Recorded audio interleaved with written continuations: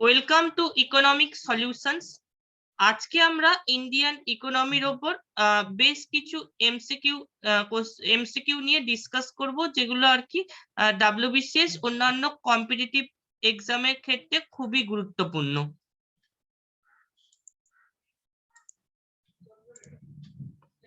First যে কোশ্চিনটা আসছি, মানে আগের যে সেটগুলো ছিল তারপর থেকে আমরা এখানে কন্টিনিউ করছি। Question number 91, disadvantage of subdivision and fragmentation of land is oblique the are. Option A, low productivity. Option B, difficulties in modernization. Option C, wastage of land. Option D হচ্ছে all of the above. Disadvantage of subdivision and fragmentation of land is oblique the are. এখানে কিন্তু আমরা যদি দেখি আমাদের মতো কান্ট্রিতে, অর্থাৎ ইন্ডিয়ান ইকোনমির দিকে যদি লক্ষ্য করি, আমাদের কান্ট্রির দিকে যদি লক্ষ্য করি, তাহলে আমরা দেখতে পারবো যে মোর দ্যান 80% ফার্মার কিন্তু স্মল অ্যান্ড মার্জিনাল ফার্মার হচ্ছে। তো সেই কারণে এখানে আমরা ডিসঅ্যাডভান্টেজটা কি দেখতে পাচ্ছি? লো প্রোডাক্টিভিটি। যদি small and marginal farmer maximum হয়, তাহলে স্ক্যাটার্ড অ্যান্ড ফ্র্যাগমেন্টেড ল্যান্ড আমরা দেখতে পারবো। তো স্বাভাবিকভাবে সেখানে লো প্রোডাক্টিভিটি হচ্ছে। ডিফিকাল্টিস ইন মডার্নাইজেশন, এটাও অবভিয়াসলি হচ্ছে। ওয়েস্টেজ অফ ল্যান্ড, এটাও একটা প্রবলেম। কাজেই কারেক্ট অ্যান্সার কিন্তু আমাদের এখানে হচ্ছে অল অফ দ্য অ্যাবাভ, মানে all of this. Next question, price theory is also known as. Price theory deals with, আমরা কোথায় দেখতে পাচ্ছি? Macro economics, development economics, public economics, micro economics. Price theory কিন্তু আমরা দেখতে পাচ্ছি is also known as micro economics. Micro economics এর ক্ষেত্রে আমরা কিন্তু প্রাইস থিওরির কনসেপ্টটা দেখতে পাচ্ছি।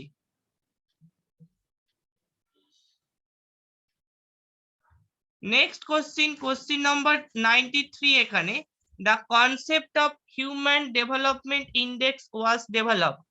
The concept of human development index কোন ইয়ারে HDI এর কনসেপ্টটা এসছে, অর্থাৎ মানব উন্নয়ন সূচকের কনসেপ্ট কোন ইয়ারে এসছে?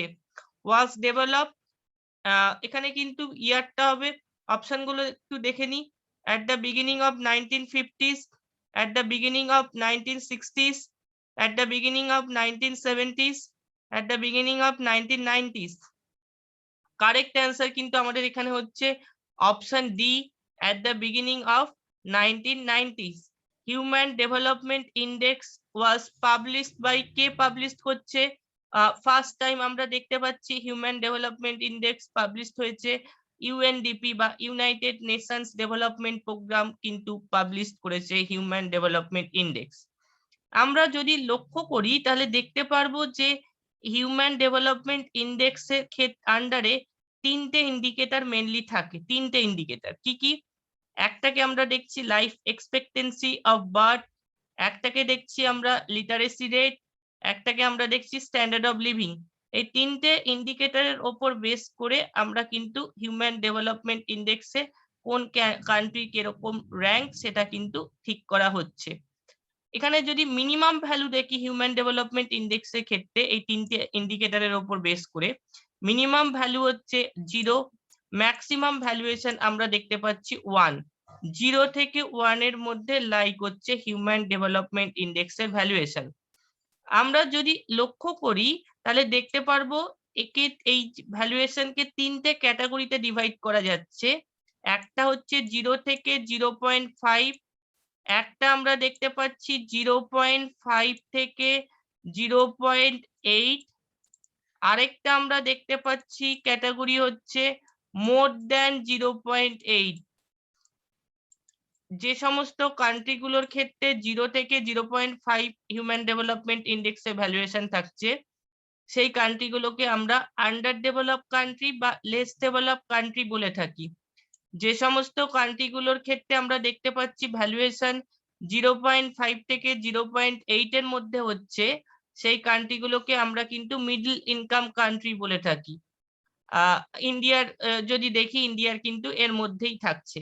ইন্ডিয়ার হিউম্যান ডেভেলপমেন্ট ইন্ডেক্সের ভ্যালুয়েশন 0.645 এরকম। আর মোর দ্যান 0.8 যেই দেখছি সেই কান্ট্রিগুলোকে আমরা জেনারেলি ডেভেলপ কান্ট্রি বলে থাকি। ফার্স্ট র্যাঙ্কিং এ হচ্ছে নরওয়ে আছে।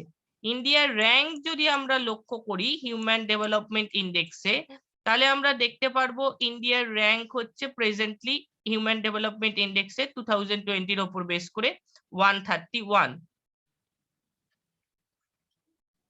নেক্সট হচ্ছে কোশ্চেন নাম্বার 94, এখানে আমরা যেটা আসছি, tax structure in India has become regressive in character as। আমরা দেখেছি রিগ্রেসিভ ট্যাক্স বললেই আমরা যেটা মাথায় আসে, আমরা দেখেছি যে ট্যাক্স বার্ডেনের ওপর বেস করে ট্যাক্সেশনকে তিনটে ভাগে ভাগ করা হচ্ছে। একটাকে আমরা বলছি প্রোগ্রেসিভ, একটাকে আমরা বলছি রিগ্রেসিভ, একটাকে আমরা বলছি প্রপোর্শন। ট্যাক্স বার্ডেনের ওপর বেস করে ট্যাক্সেশনকে কিন্তু তিনটে ভাগে ভাগ করা হচ্ছে, প্রোগ্রেসিভ, রিগ্রেসিভ, প্রপোর্শন। যদি আমরা দেখি ইনকাম লেভেল বাড়ছে, ইনকাম লেভেল বাড়ার সাথে সাথে ট্যাক্সেশনের পার্সেন্টেজও বাড়তে থাকছে, তখন সেটাকে আমরা বলে থাকি প্রোগ্রেসিভ ট্যাক্স। ইনকাম লেভেল বাড়ার সাথে সাথে যদি ট্যাক্সেশনের পার্সেন্টেজও আমরা ইনক্রিজ হতে দেখি, সেটাকে কি বলছি, সেটাকে বলছি প্রোগ্রেসিভ ট্যাক্স। যদি দেখি ইনকাম লেভেল বাড়ার সাথে সাথে ট্যাক্সেশনের পার্সেন্টেজ রিডিউসড হচ্ছে, সেটাকে আমরা বলে থাকি রিগ্রেসিভ ট্যাক্স। আর যদি আমরা দেখে থাকি প্রতিটা ইনকাম লেভেলের ক্ষেত্রেই একই পার্সেন্টেজ ট্যাক্স ইম্পোজ হচ্ছে, সেটাকে আমরা বলে থাকি প্রপোর্শনাল ট্যাক্স। জেনারেলি আমরা ইন্ডিয়ান ইকোনমিতে যে ট্যাক্স স্ট্রাকচার আছে সেই দিকে যদি লক্ষ্য করি, তাহলে দেখতে পারবো ডিরেক্ট ট্যাক্সের ক্ষেত্রে আমাদের কান্ট্রিতে ডিরেক্ট ট্যাক্স গুলো কিন্তু প্রোগ্রেসিভ ট্যাক্স হয়ে থাকে, অর্থাৎ যার যত ইনকাম লেভেল বাড়ছে তার উপর ট্যাক্সেশনের পার্সেন্টেজও কিন্তু তত বাড়ছে। রিগ্রেসিভ ট্যাক্স জেনারেলি এক্সাম্পল হিসাবে, আমাদের কান্ট্রির এক্সাম্পল হিসাবে আমরা ইনডিরেক্ট ট্যাক্সের ক্ষেত্রে কিছু কিছু ক্ষেত্রে আমরা রিগ্রেসিভ ট্যাক্স দেখতে পারবো। রিগ্রেসিভ কেন বলছি রিগ্রেসিভ ট্যাক্সেশনের যে ব্যাপারটা দেখতে পাচ্ছি, কারণ হচ্ছে অনেক সময় প্রোডাকশনে এনকারেজমেন্ট করতে গিয়ে গভর্নমেন্ট কিন্তু ট্যাক্সেশনে কিছু রিল্যাক্সেশন দিয়ে থাকে, অর্থাৎ ছাড় দিয়ে থাকে। সেই কারণে ইনডিরেক্ট ট্যাক্সের ক্ষেত্রে আমরা রিগ্রেসিভ ট্যাক্সেশনের যে সিস্টেমটা সেটা দেখছি। যেমন ধরো এক্সাইজ ডিউটি, কাস্টম ডিউটি, এই জাতীয় ক্ষেত্রে দেখতে পাচ্ছি বেশি করে প্রোডাকশনে এনকারেজমেন্ট করতে গিয়ে বা এক্সপোর্ট ইম্পোর্টে এনকারেজমেন্ট করতে গিয়ে গভর্নমেন্ট ট্যাক্সেশনে ছাড় দিচ্ছে। তো এই ক্ষেত্রে আমরা রিগ্রেসিভ সিস্টেমটা দেখছি। আর প্রপোর্শন হচ্ছে প্রতিটি ইনকাম লেভেলের ক্ষেত্রেই কিন্তু একই পার্সেন্টেজ ট্যাক্স যখন ইম্পোজ হচ্ছে, তখন সেই সিস্টেমটাকে আমরা প্রপোর্শনাল সিস্টেম বলছি, ট্যাক্স বার্ডেনের যে সিস্টেমটা আছে। তো এখানে আমরা যদি দেখি এখানে কোন অপশনটা কারেক্ট হচ্ছে, এখানে কারেক্ট হচ্ছে অপশন সিটা। কেন? রিগ্রেসিভ হলে আমরা ইনডিরেক্ট ট্যাক্স দেখছি, আর প্রোগ্রেসিভ হলে ডিরেক্ট ট্যাক্স দেখছি। তো শেয়ার অফ, এখানে আমরা বলেছি tax structure in India has become regressive.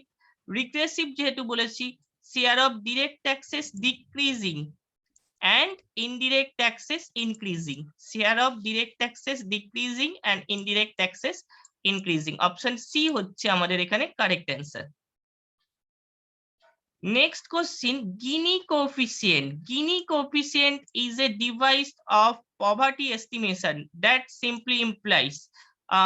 এখানে Gini coefficient actually কি? অপশন গুলো একটু দেখা যাক। Inequalities in income of country. Option B, health standard of pupil. Option C, education attainment. Option D, all of the above. Gini coefficient দিয়ে আমরা কিন্তু generally inequality measurement করে থাকি। কোন কান্ট্রিতে কিরকম কি ইনইকুয়ালিটি পার্ট আছে আমরা দেখতে পাচ্ছি, ইনইকুয়ালিটি সেটা কিন্তু আমরা গিনি কোএফিসিয়েন্টের উপর বেস করে আমরা জাজ করে থাকি। জেনারেলি আমরা দেখতে পারবো গিনি কোএফিসিয়েন্টের ভ্যালু হচ্ছে 0 থেকে 1 এর মধ্যে থাকছে। যত জিরোর কাছাকাছি থাকছে বা যত জিরো দেখতে পাচ্ছি, তাহলে আমরা বলছি লাইন অফ অ্যাবসলিউট ইকুয়ালিটি, অর্থাৎ যত কোনো কান্ট্রিতে ইকুয়ালিটি দেখতে পারবো তত আমরা গিনি কোএফিসিয়েন্টের ভ্যালু কিন্তু জিরোর কাছাকাছি দেখতে পারবো। আর যত জিরো থেকে ডিভিয়েট করছে, অর্থাৎ যত 1 এর কাছাকাছি যাচ্ছে, তত কিন্তু আমরা দেখছি ইনইকুয়ালিটি ইনক্রিজ করছে। গিনি কোএফিসিয়েন্টের ভ্যালু যত 1 এর কাছাকাছি যাচ্ছে তত কিন্তু কোনো কান্ট্রিতে আমরা দেখতে পাচ্ছি ইনইকুয়ালিটি ইনক্রিজ করছে। কাজেই ইনইকুয়ালিটি মেজারমেন্ট করতে গিয়ে ইনকামের ক্ষেত্রে কিরকম কি ইনইকুয়ালিটি আছে কোনো কান্ট্রিতে সেটাকে মেজারমেন্ট করছি আমরা কিন্তু গিনি কোএফিসিয়েন্টের উপর বেস করে। Next question, which of the following are called Bretton Woods twins? Which of the following are called Bretton Woods twins? IMF and International Bank for Reconstruction and Development, IBRD, IMF and World Trade Organization, IBRD and World Trade Organization, none of the above. এখানে কিন্তু correct answer হচ্ছে আমাদের option A, মানে IMF and IBRD, এই দুটোকে আমরা কিন্তু বলছি ব্রেটেন হুডস টুয়াইন্স। এই দুটো ইন্টারন্যাশনাল অর্গানাইজেশন, অ্যাকচুয়ালি আমরা দেখতে পাচ্ছি ব্রেটেন হুডে ফার্স্ট টাইম এই দুটো অর্গানাইজেশন সেট আপ হয়েছিল। সেট আপ হওয়ার কথা 1944 এ বলা হয়েছিল। IMF আর IBRD-টা অ্যাকচুয়ালি হচ্ছে ওয়ার্ল্ড ব্যাংকের আন্ডারে একটা অর্গানাইজেশন। ওয়ার্ল্ড ব্যাংকের আন্ডারে তো বিভিন্ন অর্গানাইজেশন আছে, তার মধ্যে IBRD হচ্ছে একটা অর্গানাইজেশন। তো এই দুটো অর্গানাইজেশনকে, IMF আর IBRD, এই দুটো অর্গানাইজেশনকে আমরা বলছি Bretton Woods twins. Next question, an economy is in equilibrium when planned consumption exceeds planned savings. Option B হচ্ছে planned consumption exceeds planned investment. Option C হচ্ছে aggregate demand equal to aggregate supply. Option D হচ্ছে none of the above. An economy is in equilibrium, কোন কন্ডিশনে কোনো economy equilibrium পজিশনে দেখা যাচ্ছে? আমরা যদি দেখি মাইক্রো ইকোনমিক্স এর ক্ষেত্রে কোনো ইকোনমি কখন ইকুইলিব্রিয়াম কন্ডিশনে আসছে, ম্যাক্রো ইকোনমিক্স এর ক্ষেত্রেও যদি লক্ষ্য করি আমরা দেখতে পারবো যে aggregate demand aggregate supply, individual demand individual supply equal হলে ইকুইলিব্রিয়াম, যখন দুটো ইকুয়াল হচ্ছে তখন আমরা মাইক্রো ইকোনমিক্স এর ক্ষেত্রে বলছি ইকোনমি ইকুইলিব্রিয়ামে থাকছে, ইকুইলিব্রিয়াম পজিশন বলছি। একইভাবে আমরা এগ্রিগেটে যখন দেখছি এগ্রিগেট ডিমান্ড এগ্রিগেট সাপ্লাই যখন ইকুয়াল হচ্ছে তখন আমরা বলছি কোনো ইকোনমি কিন্তু ইকুইলিব্রিয়াম কন্ডিশনে আছে। মানে এইটাকে আমরা বলছি aggregate demand means total demand and total supply, এই দুটো যখন ইকুয়াল হচ্ছে তখন আমরা বলছি কোনো ইকোনমি ইকুইলিব্রিয়াম পজিশনে আছে। নেক্সট হচ্ছে, which of the following is a part of tertiary sector? Power and transportation, animal husbandry, cotton manufacturing, cultivation of crops. Tertiary sector example, which of the following is a part of tertiary sector? আমরা যদি দেখি tertiary সেক্টরের আন্ডারে আমরা কিন্তু দেখতে পাচ্ছি পাওয়ার and transportation. Power, which of the following is a part of tertiary sector? এখানে কারেক্ট অ্যান্সার হচ্ছে option A, power and transportation. Power and ট্রান্সপোর্টেশনকে আমরা কিন্তু টার্সিয়ারি সেক্টরের আন্ডারে দেখতে পাচ্ছি।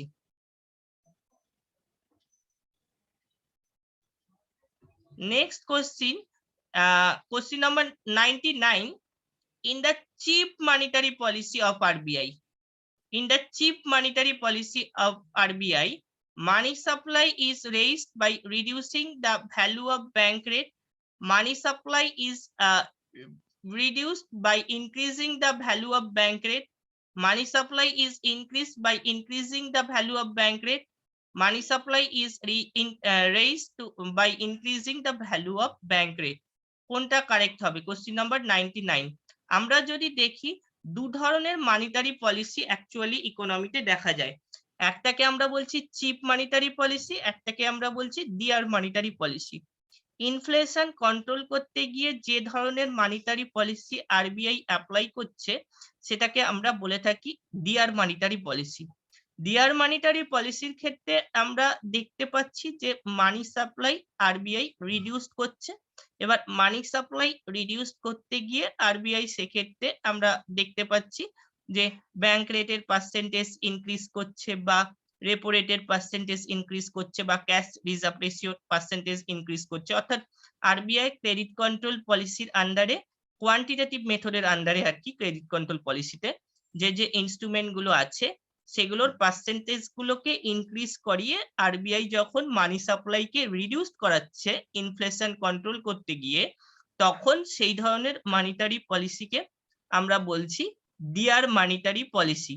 আর যখন আমরা ইকোনমিতে দেখতে পাচ্ছি যে রেসেশনারি একটা সিচুয়েশন বা ইকোনমিক স্লোডাউন, এরকম একটা কন্ডিশনে আরবিআই মানি সাপ্লাইকে ইনক্রিজ করাতে গিয়ে যে ধরনের মানিটারি পলিসি অ্যাপ্লাই করছে, সেই মানিটারি পলিসিকে আমরা কিন্তু বলছি চিপ মানিটারি পলিসি। তাহলে এক্ষেত্রে কি হচ্ছে, money supply is raised by reducing the value of bank rate. Option A হচ্ছে আমাদের এখানে correct. Money supply is raised, money supply increase হচ্ছে by reducing the value of bank rate, cheap monetary পলিসির ক্ষেত্রে। এক্ষেত্রে আমরা যদি দেখি by reducing value of bank rate দিয়েছে, reducing value of repo rate, reducing reverse repo rate, cash reserve ratio সবকিছুই হতে পারে, কিন্তু অপশন এ হচ্ছে আমাদের এক্ষেত্রে correct answer. Next question, question number 100, কি হচ্ছে এটা, which ministry is responsible for calculating GDP in India? Ministry of finance option A, ministry of commerce and industry, ministry of central statistical and programme implementation, option D হচ্ছে ministry of consumer affairs. Which ministry is responsible for calculating GDP in India?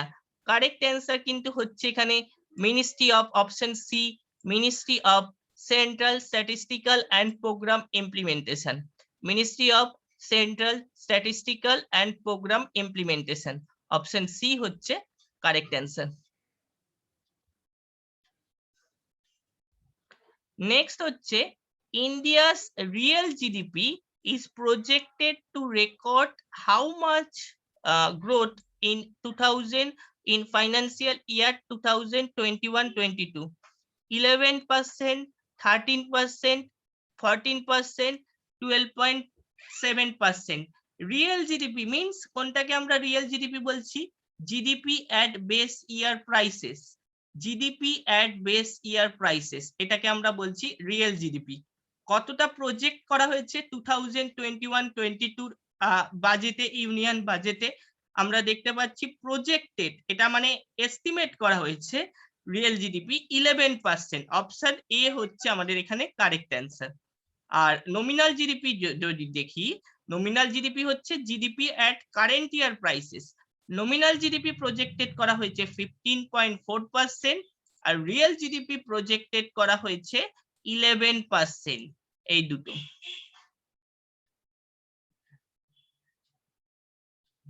Next question, একই question, আমার এই কোশ্চিনটার answer already বলে দিলাম last ইয়েতে কোশ্চিনে। India's nominal GDP is projected record how much growth in financial year 2021-22? 15%, 16%, 15.4%, 17.1%. এটা union বাজেটে বা economic সার্ভেতে project করা হয়েছে, লেটেস্ট যে ইকোনমিক সার্ভে আছে বা এবারে যে আমাদের ইউনিয়ন বাজেট আছে তাতে প্রজেক্ট করা হয়েছে 15.4%, অপশন সি হচ্ছে আমাদের এখানে কারেক্ট অ্যান্সার। নেক্সট হচ্ছে consider the following statement regarding education in budget 2021-22। 100 new, এটা Sainik, 100 new Sainik school to be set up হবে, স্টেটমেন্ট 1। স্টেটমেন্ট 2 হচ্ছে 750 Eklavya school to be set up in tribal areas. Option number 3 হচ্ছে central university to be come up in Jammu. এই তিনটে স্টেটমেন্টের মধ্যে কোনটা বা কোনগুলো কারেক্ট হচ্ছে? আমরা এখানে যদি লক্ষ্য করি তাহলে দেখতে পারবো কিন্তু স্টেটমেন্ট 1 স্টেটমেন্ট 2 এই দুটো কারেক্ট হচ্ছে। আর central university to be set up in Jammu আছে, এটা অ্যাকচুয়ালি হবে হচ্ছে লাদাখ, লাদাখ হবে কিন্তু এটা কারেক্ট। কাজে এখানে স্টেটমেন্ট 1 এন্ড স্টেটমেন্ট 2 মানে 1 এন্ড 2 অনলি আমরা বলছি কারেক্ট। নেক্সট হচ্ছে the existence of parallel economy oblique the black money, the existence of parallel economy oblique the black money. Option A ensures increasing productive investment. Option B ensure better distribution of income and wealth. Option C makes the monetary policies less effective. Option C makes the economy more competitive. Question number 104.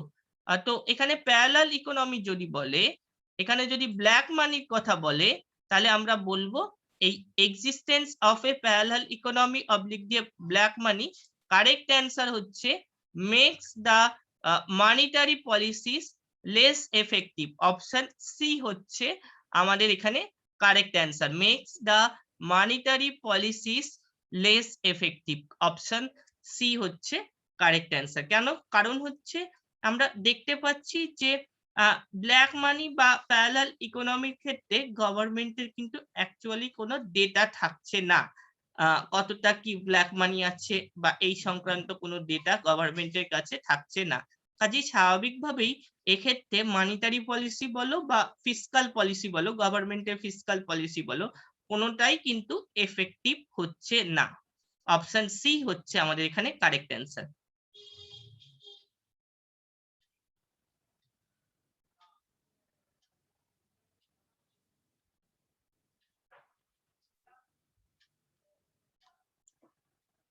Open market operation 105, question number 105. Open market operation.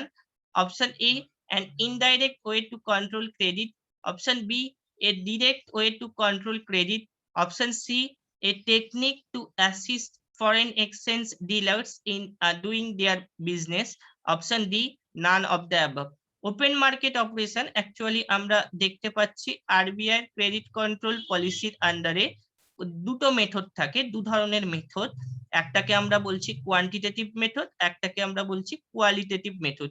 Quantitative মেথডের আন্ডারে যে যে instrument গুলো থাকে, এক্ষেত্রে আমরা দেখছি RBI কিন্তু এই ইনস্ট্রুমেন্ট গুলোকে ইউজ করে ডিরেক্টলি ক্রেডিট কন্ট্রোল করছে।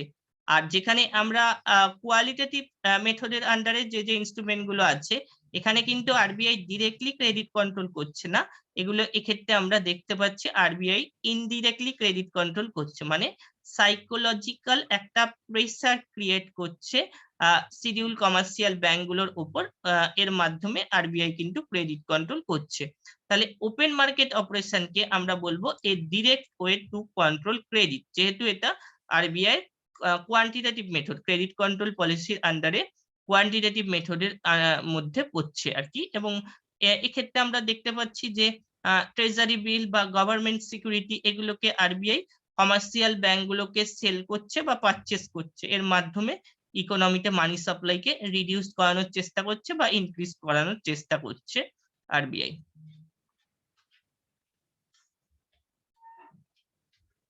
নেক্সট কোশ্চেন আমরা আসছি, a budget deficit is likely to 106 boost aggregate demand. Option এ।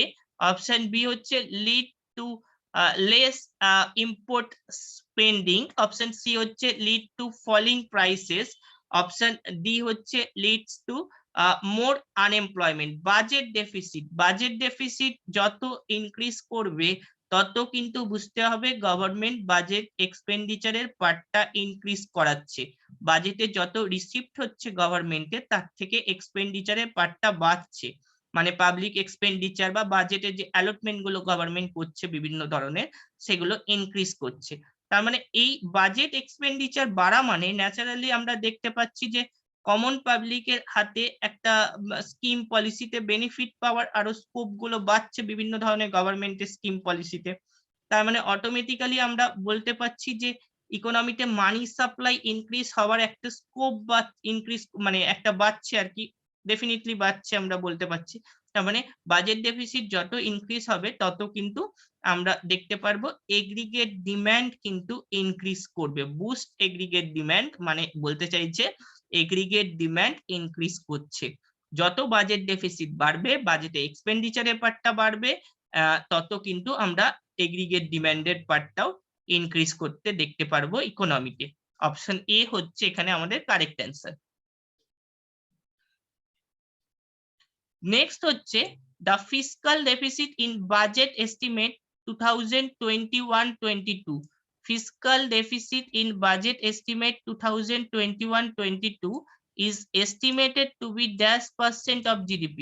আমরা যদি লক্ষ্য করি বাজেটের দুটো পার্ট থাকে, একটা হচ্ছে বাজেট এস্টিমেটেড পার্ট, আরেকটা হচ্ছে রিভাইসড বাজেটের পার্ট। অর্থাৎ একটা ফাইন্যান্সিয়াল ইয়ারের শেষের দিকে যে ডেটাগুলো গভর্নমেন্ট পাবলিশ করছে সেটাকে আমরা বলছি revised budget.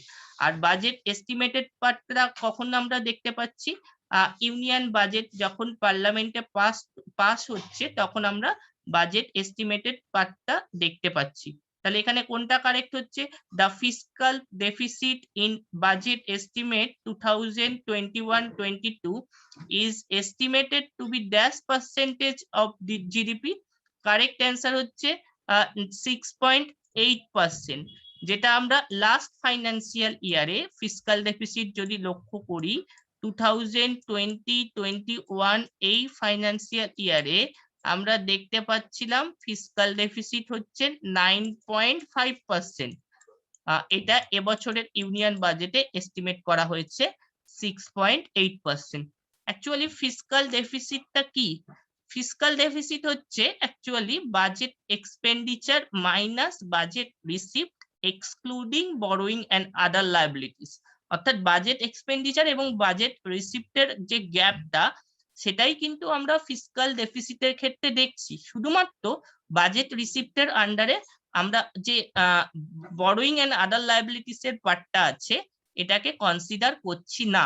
Borrowing and other liabilities কোথায় আছে, ক্যাপিটাল রিসিপ্টের একটা পার্ট। বাজেটে অ্যাকচুয়ালি দুটো পার্ট থাকে, একটা হচ্ছে রেভিনিউ রিসিপ্টের পার্ট, একটা হচ্ছে ক্যাপিটাল রিসিপ্টের পার্ট। ক্যাপিটাল রিসিপ্টের আন্ডারে তিনটে পার্ট থাকে আবার, একটা হচ্ছে রিকভারি অফ লোনস, একটা হচ্ছে বরোয়িং এন্ড আদার লায়াবিলিটিস, একটা হচ্ছে আদার রিসিপ্ট। এর আন্ডারে আদার রিসিপ্টের আন্ডারে আমরা মেইনলি দেখতে পাচ্ছি দিস ইনভেস্টমেন্টের পার্টটা।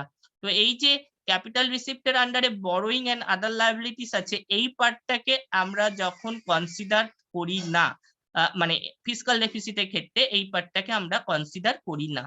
তো এটাই হচ্ছে ব্যাপার। নেক্সট যে question number 108, what is the biggest source. দেখো ভালো করে কোশ্চিনটা, what is the biggest source of income of central government in union budget 2021-22? GST, borrowing and other liabilities, income tax, corporate tax. Biggest source of income এবছরের union বাজেটে যদি বলে correct answer হবে borrowing and other liabilities। Maximum যে budget রিসিপ্টের part আমরা যদি লক্ষ্য করি তাহলে দেখতে পারবো এই বরোয়িং এন্ড আদার লায়াবিলিটিস থেকে কিন্তু এবছরের ইউনিয়ন বাজেটে এসছে। নেক্সট কোশ্চিন নাম্বার 109, আমরা কি দেখছি, if cash reserve ratio is lowered by RBI, if cash reserve ratio is lowered by RBI, its impact on credit creation will be to. কি হবে, যদি সিআরআর এর পার্সেন্টেজ যদি রিডিউসড হয় তাহলে আমরা দেখতে পারবো যে ইকোনমিতে কিন্তু ক্রেডিট ক্রিয়েশন বা মানি সাপ্লাই কিন্তু ইকোনমিতে ইনক্রিজ করবে। আমরা জানি এই যে একটু আগেই যেটা বলছিলাম যে আরবিআই এর ক্রেডিট কন্ট্রোল পলিসির আন্ডারে যে কোয়ান্টিটেটিভ মেথড আছে সেই মেথডের আন্ডারে যে যে ইনস্ট্রুমেন্ট গুলো আছে সেগুলোর পার্সেন্টেজ রিডিউস করলে ইকোনমিতে মানি সাপ্লাই ইনক্রিজ করে, আর সেগুলোর পার্সেন্টেজ ইনক্রিজ করলে ইকোনমিতে মানি সাপ্লাই রিডিউস করে। একটু যদি আমরা দেখি ক্যাশ রিজার্ভ রেশিওটা বা পার্সেন্টেজ রিডিউস করলে কিভাবে মানি সাপ্লাই ইনক্রিজ করছে ইকোনমিতে, আমরা যদি একটু ব্যাপারটাকে দেখি ভালো করে। দেখো আমরা দেখছি আরবিআই,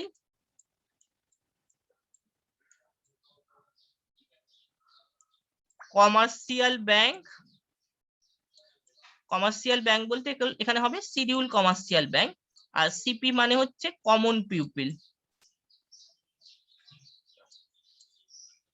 সাপোজ ফর এক্সাম্পল কোনো একটা কমার্শিয়াল ব্যাংকের কাছে টোটাল এনডিটিএল আছে ₹1000 crore। এনডিটিএল বলতে আমরা বলছি net demand and time liabilities. Demand liabilities এর মধ্যে আমরা দেখতে পাচ্ছি current account, savings account, total যে ডিপোজিট, আর টাইম লায়াবিলিটিস এর মধ্যে আমরা ফিক্সড ডিপোজিটের পার্টটা দেখতে পাচ্ছি বা টার্ম ডিপোজিটের পার্টটা দেখতে পাচ্ছি। টোটাল যে ডিপোজিট, এনডিটিএল বলতে net demand and time liabilities বলতে টোটাল কমার্শিয়াল ব্যাংকের কাছে, কোনো শিডিউল কমার্শিয়াল ব্যাংকের কাছে টোটাল যে ডিপোজিট আছে সেই অ্যামাউন্টটা হচ্ছে ₹1000 crore। এর একটা সার্টেন পার্সেন্টেজ শিডিউল কমার্শিয়াল ব্যাংকগুলোকে আরবিআই এর কাছে রিজার্ভ রাখতে হয়। ধরলাম ক্যাশ রিজার্ভ রেশিও হচ্ছে 3%। এইটাকে আমরা কি বলছি, এটা আমরা এখানে ধরছি ধরো 4%। এই 4% কোন শিডিউল কমার্শিয়াল ব্যাংকে আরবিআই এর কাছে তাদের টোটাল যে ডিপোজিট আছে অর্থাৎ এনডিটিএল যেটাকে বলছি net demand and time liabilities, এর 4% আরবিআই এর কাছে রিজার্ভ রাখতে হচ্ছে, মানে 40 crore রুপিস আরবিআই এর কাছে রিজার্ভ রাখতে হচ্ছে। এবার কি আমরা দেখতে পাচ্ছি, এবার ধরো কোনো শিডিউল কমার্শিয়াল ব্যাংক এনডিটিএল এর পোর্শনটা মানে আরবিআই যে ক্যাশ রিজার্ভ রেশিওর পার্সেন্টেজটা আগে 4% ছিল, আরবিআই ধরো সাপোজ ফর এক্সাম্পল এই পার্সেন্টেজটাকে রিডিউস করলো, 4% থেকে রিডিউস করে 3% করলো। তাহলে আমরা কি দেখতে পাচ্ছি, তাহলে আমরা এখন দেখতে পাচ্ছি যে এনডিটিএল এর আগে 4% মানে 40 crore রুপিস রিজার্ভ রাখতে হতো কমার্শিয়াল ব্যাংকগুলোকে আরবিআই এর কাছে, এখন রিজার্ভ রাখতে হচ্ছে আমরা দেখতে পাচ্ছি 30 crore রুপিস। তার মানে আগে কমার্শিয়াল ব্যাংকগুলোকে তাদের কাছে টোটাল যে এনডিটিএল আছে তার 4% আরবিআই এর কাছে রিজার্ভ রাখার পরে, মানে 40 crore রিজার্ভ রাখার পরে আগে কোনো কমার্শিয়াল ব্যাংকের কাছে পড়ে থাকতো 970 crore, এখন কমার্শিয়াল ব্যাংক 960 crore, এখন কমার্শিয়াল ব্যাংকের কাছে পড়ে থাকছে হচ্ছে 970 crore। তার মানে আগের থেকে যদি ক্যাশ রিজার্ভ রেশিওর পার্সেন্টেজ রিডিউস করে রিজার্ভ ব্যাংক, তাহলে আর শিডিউল কমার্শিয়াল ব্যাংকের কাছে আগের থেকে এখন কিন্তু বেশি ফান্ড পড়ে থাকছে, আমরা দেখতে পাচ্ছি 960 ছিল আগে, এখন 970, 10 crore এক্সট্রা ফান্ড আগের তুলনায় পড়ে আছে, তার মানে এক্সেস রিজার্ভ দেখতে পাচ্ছি আগের সাথে কম্পেয়ার করলে। তাহলে এইখানে যদি শিডিউল কমার্শিয়াল ব্যাংকের কাছে এক্সেস রিজার্ভ থাকে তাহলে ডেফিনেটলি আমরা দেখতে পারবো কমন পাবলিক যখন শিডিউল কমার্শিয়াল ব্যাংকের থেকে লোন নিতে আসবে তাদেরও লোনের উপর ইন্টারেস্ট রেট শিডিউল কমার্শিয়াল ব্যাংকগুলো রিডিউস করবে। তাহলে কমন পাবলিক যদি দেখে লো রেট অফ ইন্টারেস্টে শিডিউল কমার্শিয়াল ব্যাংকের থেকে তারা লোন নিতে পারছে, তাহলে সেক্ষেত্রে দাঁড়িয়ে আমরা কি দেখবো, সেক্ষেত্রে দাঁড়িয়ে ইকোনমিতে আমরা দেখতে পারবো যে মানি সাপ্লাইটা ইনক্রিজ করবে। কেননা কমন পাবলিক যদি লো রেট অফ ইন্টারেস্টে শিডিউল কমার্শিয়াল ব্যাংক গুলোর থেকে লোন নিতে পারে তাহলে তারা আরো বেশি করে লোন নেবে আগের তুলনায়, একটা পসিবিলিটি দেখা যাবে বেশি করে লোন নেওয়ার। তাহলে ডেফিনেটলি সেক্ষেত্রে ইকোনমিতে আমরা দেখছি মানি সাপ্লাই কিন্তু ইনক্রিজ করছে। তাহলে এইটা আমরা বলছি it's impact on credit creation will be to increase it. Option A হচ্ছে আমাদের এখানে কারেক্ট অ্যান্সার, ইনক্রিজ ইট, ক্রেডিট ক্রিয়েশন বা মানি সাপ্লাই কিন্তু ইনক্রিজ করছে আমরা বলতে পারছি। নেক্সট হচ্ছে national income in Indian economy is estimated by NDC, national development council, CSO, central statistical organisation or office, NSSO, national sample survey organisation, আর option D হচ্ছে finance commission. National income যদি বলে mention করা থাকে তাহলে Indian ইকোনমিতে estimate করছে হচ্ছে CSO, central statistical organisation, যেটাকে আমরা প্রেজেন্টলি বলছি সেন্ট্রাল স্ট্যাটিস্টিক্যাল অফিস। মেনলি দুটো মেথড ইউজ করছে সিএসও ইন্ডিয়ান ইকোনমিতে ন্যাশনাল ইনকাম এস্টিমেট করতে গিয়ে। একটাকে আমরা বলছি ইনকাম সেন্সাস মেথড, একটাকে আমরা বলছি প্রোডাকশন সেন্সাস মেথড। এই দুটো মেথড ইউজ করে সিএসও কিন্তু ইন্ডিয়ান ইকোনমিতে ন্যাশনাল ইনকাম এস্টিমেট করছে। এনডিসি হচ্ছে কি কাজ? এনডিসি ন্যাশনাল ডেভেলপমেন্ট কাউন্সিলকে আমরা দেখতে পাচ্ছি 5 ইয়ার প্ল্যানের ড্রাফটটাকে ফাইনালি অ্যাপ্রুভ করছে। এনএসএসও ন্যাশনাল স্যাম্পল সার্ভে অর্গানাইজেশনকে আমরা দেখতে পাচ্ছি এমপ্লয়মেন্ট পার্সেন্টেজ, আনএমপ্লয়মেন্ট পার্সেন্টেজ বা পভার্টি এগুলোকে এস্টিমেট করতে। আর ফাইন্যান্স কমিশনকে আমরা দেখতে পাচ্ছি স্টেট গভর্নমেন্ট আর সেন্ট্রাল গভর্নমেন্টের মধ্যে যে ট্যাক্সেশন যেগুলো কালেক্ট হচ্ছে, পার্টিকুলারলি সেন্ট্রাল গভর্নমেন্ট যে ট্যাক্সেশন কালেক্ট করছে সেটা কিভাবে অ্যালটমেন্ট হবে সেটা কিন্তু ফাইন্যান্স কমিশন ঠিক করছে। কত পার্সেন্ট স্টেট গভর্নমেন্ট ভাগ পাবে বা ইউনিয়ন টেরিটরি গুলো ভাগ পাবে, এটা কিন্তু ফাইন্যান্স কমিশন ঠিক করছে। আর্টিকেল নম্বর 280 তে আমরা দেখতে পাচ্ছি ফাইন্যান্স কমিশনের কথা মেনশন করা আছে। তাহলে আজকে আমরা এই অবধি পড়লাম আজকে ক্লাসে। নেক্সট ক্লাসে আমরা এরপর থেকে কন্টিনিউ করব।